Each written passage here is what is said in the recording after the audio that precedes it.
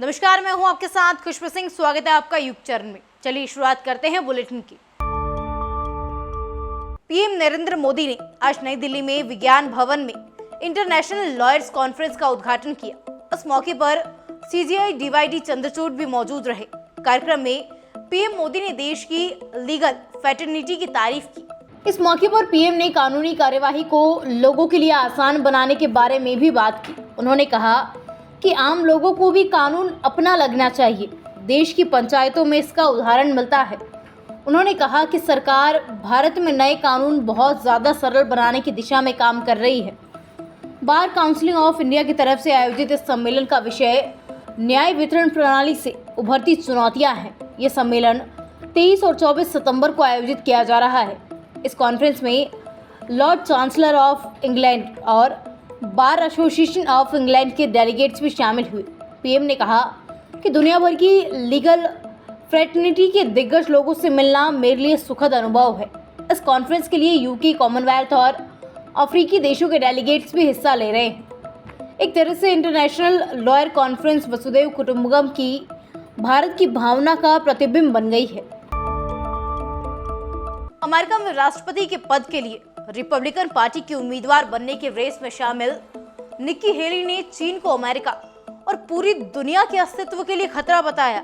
साथ ही उन्होंने कहा कि चीन युद्ध की तैयारियां कर रहा है। चीन पिछले 50 साल से अमेरिका को हराने के लिए साजिशें रच रहा है और कई मायनों में चीनी सेना की क्षमता अमेरिका के बराबर है। हेली ने ये बातें न्यू हैम्पशायर में शुक्रवार को इकोनॉमी पर स्पीच देते हुए कही। निक्की ने कहा, चीन की कम्युनिस्ट पार्टी का एक मकसद साफ है। वो एक बड़ी और एडवांस मिलिट्री बनाना चाहते हैं जो अमेरिका को डराने के काबिल हो। इसके जरिए वो एशिया और उसके बाहर भी अपना दबदबा बढ़ाना चाहते हैं। चीन की सेना कुछ मामलों में हमारे बराबर है तो कुछ मामलों में वो हमसे भी आगे है।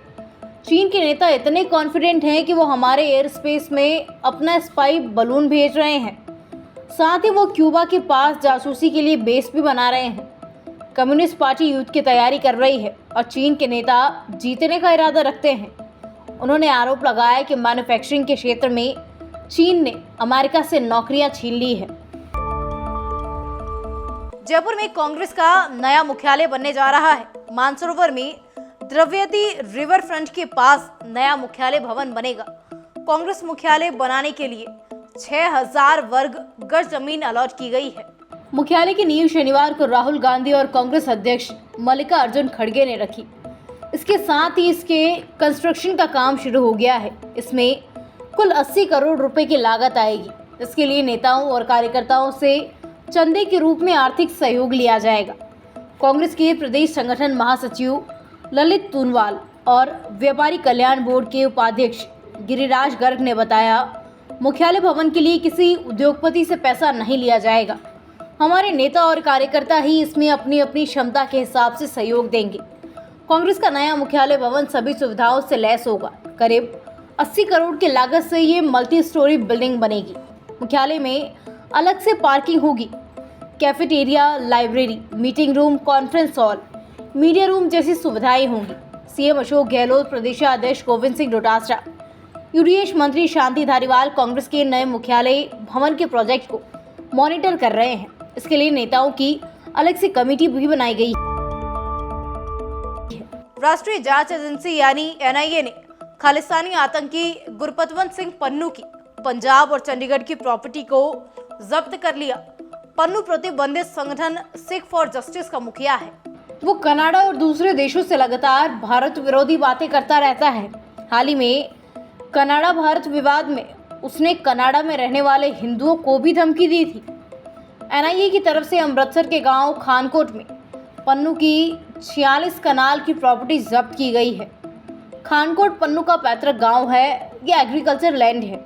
वहीं चंडीगढ़ के सेक्टर 15C में पन्नू का घर है। पहले 2020 में इन्हें अटैच किया गया था। अब एनआईए ने इन्हें जब्त कर लिया है। कानूनी तौर पर अब पन्नू इन प्रॉपर्टी का मालिक नहीं रहा।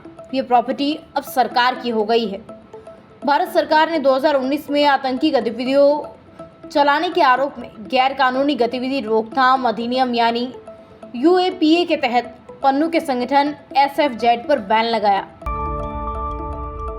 वॉलमार्ट के निवेश वाली फोनपे एंड्रॉयड स्मार्टफोन यूजर्स के लिए ऐप स्टोर लॉन्च करने की तैयारी कर रहा है। फोनपे के ऐप स्टोर का नाम इंडस ऐप स्टोर होगा। कंपनी ने एंड्रॉयड ऐप डेवलपर्स को अपनी ऐप लिस्ट करने के लिए इनवाइट किया है। इसके जरिए कंपनी एंड्रॉयड ऐप डिस्ट्रीब्यूशन में गूगल के दबदबे को चुनौती देना चाहती है। कंपनी ने बयान जारी कर कहा कि ऐप्स को जल्द ही लॉन्च होने वाले made in India Indus app store पर लिस्ट किया जाएगा। ये 12 स्थानीय भाषाओं में होगा, जो पूरी तरह से भारतीय यूजर्स के हिसाब से कस्टमाइज होगा।